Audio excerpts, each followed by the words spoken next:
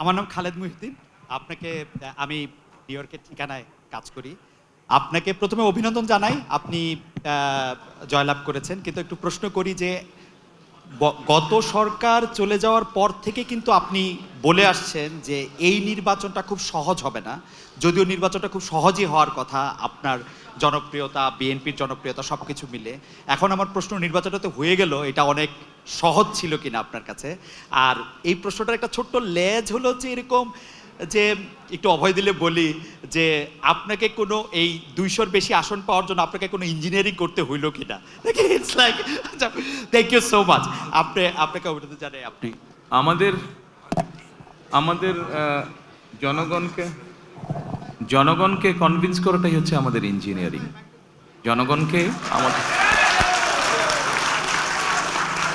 আমাদের যে ইঞ্জিনিয়ারিংটা ছিল সেটা হচ্ছে জনগণকে আমাদের পক্ষে নিয়ে আসা, সেটাতে আলহামদুলিল্লাহ আমরা সফল হয়েছি। আর জনগণকে কনভিন্স করে একটি সুষ্ঠু সুন্দর পরিবেশ এনশিওর করাটাই ছিল আপনার প্রথম প্রশ্নের উত্তর। অর্থাৎ যেটা আপনি বলেছেন, যেটা আমি বলেছিলাম কঠিন হবে কিনা, অবশ্যই যে কোনো ভালো কাজ, ভালো গোল অ্যাচিভ করতে গেলে তো কষ্ট করতে হয়, কঠিন হবেই।